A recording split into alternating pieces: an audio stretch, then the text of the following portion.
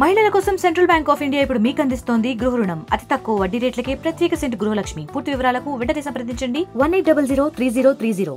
ఇది ఇప్పుడు జరిగిన ప్రక్రియ సర్వసాధారణంగా గడిచిన దశాబ్దాల కాలం నుంచి ఈ డిపోర్ట్స్ ఎప్పుడైతే ఫెయిల్ అయినా ఆ ట్యాంకర్లు వెనక్కి పంపించడం జరుగుతుంది. గడిచిన 2019 నుంచి 2024 వరకు అప్పటి ముఖ్యమంత్రిగా ఉన్నటువంటి జగన్మోహన్ రెడ్డి గారి హయాంలో 18 సార్లు ఆ ట్యాంకర్ వెనక్కి పంపించడం జరిగింది.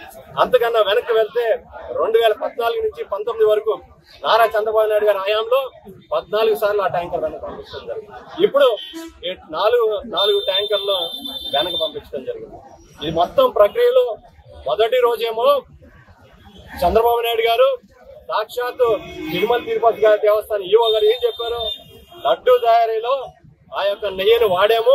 ఇక రాష్ట్రంలో ఉన్నటువంటి శ్రీవారి భక్తులందరూ ఆ యొక్క యానిమల్ ఫ్యాట్ సంబంధించినటువంటి లడ్డు తయారీలో చేసినటువంటి లడ్డూని తిన్నారు.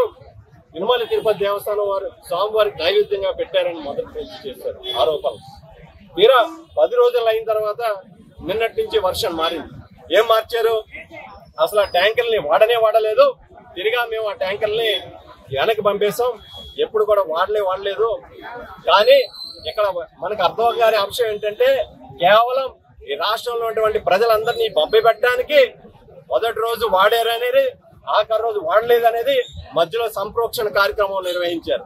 ఎందుకు నిర్వహించారు? అసలు వాసన తప్పు జరిగితేనే సంప్రోక్షణ కార్యక్రమం నిర్వహించాలి, కానీ సంప్రోక్షణ కార్యక్రమాన్ని నిర్వహించారు. ఆఖరి రోజు ఎక్కడ మరొక అంశం, కేవలం ఎన్డీడీబీ రిపోర్ట్ ఆధారంగా గడిచిన 10 రోజుల నుంచి తెరపైకి తీసుకొచ్చి ఎటువంటి ఆధారాలు కూడా ఇప్పుడు వచ్చి చూపించిన పరిస్థితి. మేము ఒకటే డిమాండ్ చేస్తున్నాం, ఆ రోజు టెస్ట్ చేసినటువంటి తిరుమల తిరుపతి దేవస్థానంలో ఆధ్వర్యంలో ల్యాబ్ రిపోర్ట్స్ ఏమైనాయి అనేది కూడా ఈ ప్రభుత్వాన్ని డిమాండ్ చేస్తున్నాం. అంతేకాకుండా తిరుమల తిరుపతి దేవస్థానం అంటేనే చుట్టూ కూడా పోలీస్ పహారాని సీసీటీవీ ఫుటేజ్ కూడా ఉంటాయి. ఆ సీసీటీవీ ఫుటేజ్ కూడా ఎందుకు బయట పెట్టలేదు? ఇవన్నీ కూడా అనేక రకాలుగా ఈ రాష్ట్ర ప్రజల్లో కానీ మాలో కానీ ఒక ప్రశ్నగానే మిగిలిపోతున్నాయి. కాబట్టి మీరు ఏదో ఎస్ఐటి స్పెషల్ ఇన్వెస్టిగేషన్ టీం వేస్తే సరిపోదండి.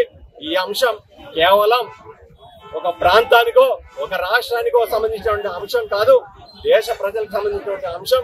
అది మరీ ముఖ్యంగా స్వామివారి భక్తులందరికీ సంబంధించిన అంశం. కాబట్టి సిబిఐ ఎంక్వైరీ ఏమని మేము డిమాండ్ చేస్తున్నాం. తప్పు చేసిన వారు ఎవరైనా సరే శిక్షించాలి అనేది కూడా మా డిమాండ్ అని ఈ సందర్భంగా తెలియజేసుకుంటాం.